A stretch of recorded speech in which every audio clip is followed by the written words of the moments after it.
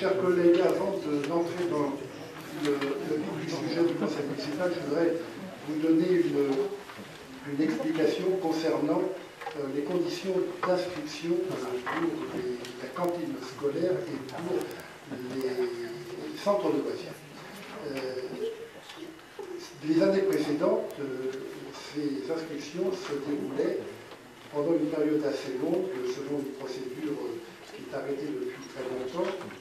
Or, cette année, nous étions dans une situation un peu particulière, dans la mesure où, d'une part, nous avions des élections au mois de juin. Traditionnellement, les élections ont lieu plutôt au mois de mars. Or, le service d'accueil de la population a parmi ses compétences des problèmes électoraux, des problèmes scolaires, des problèmes de délivrance des titres d'identité. Donc jusqu'au 14 juin, le service était difficilement à même d'organiser, de recevoir une population importante pour ces inscriptions. Et d'autre part, nous étions pris par un autre problème qui est nouveau cette année, et je dirais qui est unique cette année, qui est la place du passeport biométrique. À partir de mardi, c'est-à-dire de demain, l'ensemble du personnel de ce service doit subir, ou je dis subir parce que les conditions vont être difficiles, une formation à cette mise en place du passeport biométrique qui fait qu'il va pouvoir difficilement à la fois faire cette formation et puis assurer. Donc cette année, nous avons été contraints de faire une période d'inscription relativement courte, ce qui a posé des problèmes lors de 2 séances. À ce jour, nous avons fait 5 séances d'enregistrement. Les 2 premières ont été un peu difficiles parce qu'il y a eu beaucoup plus de monde qu'on aurait pu le prévoir, puisque nous avons, lors de la soirée du nocturne, nous avons dépassé les 600 personnes qui sont présentées pour être inscrites. L'administration avait mis en place des moyens importants, puisqu'il y avait 17 personnes qui étaient utilisées pour accueillir la population et pour faire les inscriptions. Il est évident que quand vous avez 10 personnes devant un guichet unique, et bien on a l'impression qu'il y a 10 personnes, ça ne fait pas beaucoup. Quand vous avez 170 personnes devant 17 guichets, c'est exactement le même rapport, le même temps d'attente, mais ça donne une impression de beaucoup plus grande difficulté. Alors, des personnes ont été traitées dans un délai très raisonnable, les premiers arrivés. Ceux qui sont arrivés tard ont des temps d'attente qui dépassaient le temps d'attente normal. Alors bon, on est désolé que cette année on a eu cette double contrainte, d'une part les élections européennes, de l'autre côté la mise en place du passeport biométrique.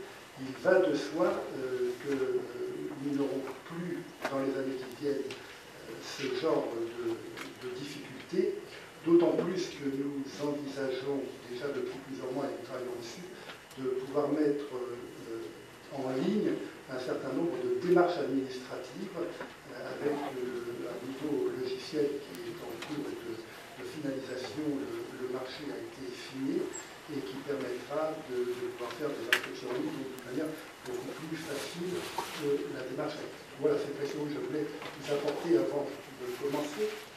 Ensuite, je vais... Centre de loisirs et aux études biologiques. Sur l'information elle-même, il ne suffit pas d'annoncer pour croire que l'on communique. La communication, c'est aussi expliquer les raisons de ses choix. En l'occurrence, vous n'avez donné aucune explication qui aurait pu permettre à vos administrés et aux parents en particulier de comprendre ce changement profond d'organisation. Il faut, monsieur le maire, donner du sens à vos actes. Votre explication de début de séance arrive bien tardivement. Revenons sur la fameuse journée, ou plutôt sur le fameux nocturne du jeudi 11 juin où des sommets ont été atteints. Le délai moyen d'attente pour un parent rentrant d'une journée de travail vers 18h a été de 2 heures, avec des pics pour les plus malchanceux de 4h30. Élément positif ce jour-là, contrairement à la veille, il y avait des tickets numérotés et des chaises. Mais ce n'est pas tout. Voyant la situation dégénérer, vous aviez eu la formidable idée, dans le feu d'action, de proposer vers 22h aux parents qui avaient déjà patienté 3 heures dans la salle des fêtes, de les faire revenir un autre soir, sans préciser lequel, pour traiter leur dossier. En effet, l'affluence était prévisible, bien évidemment. Nous espérons vivement, monsieur le maire, que devant un tel fiasco, vous prendrez en compte l'avis des experts, j'ai nommé les employés, qui seuls connaissent les tâches qui leur incombent. Concernant l'organisation des services, comme nous le réclamons souvent dans bien d'autres domaines, la concertation est indispensable, Monsieur le maire, pour un meilleur service aux citoyens, pour une plus grande reconnaissance de vos employés et au final pour une plus grande efficacité au meilleur coût. Pouvez-vous ce soir nous confirmer que vous reviendrez désormais au mode d'organisation des années passées? Madame Loisier, sur le dernier point, j'ai déjà répondu. Sur l'organisation, il est évident que ce n'est pas le maire qui a organisé, mais bien entendu l'administration, c'est-à-dire les employés. Mais bien sûr. Vous n'imaginez pas que c'est la faute aux employés. C'est évident, l'administration est là pour organiser, le maire n'est pas là pour organiser dans le détail ce genre de choses. Je voudrais revenir sur la fameuse soirée, parce que vous avez des renseignements qui sont erronés. Ce n'est pas à 22h, mais avant 21h que je suis venu à la salle des fêtes en sortant de réunion. À 21h, je suis rentré à la mairie, il était 20h30, et donc à 21h, j'étais à la salle des fêtes, où j'ai proposé aux gens qui le souhaitaient de revenir non pas à une date indéterminée, mais le jeudi suivant, c'est-à-dire jeudi prochain. Il y a 6 personnes qui ont souhaité revenir.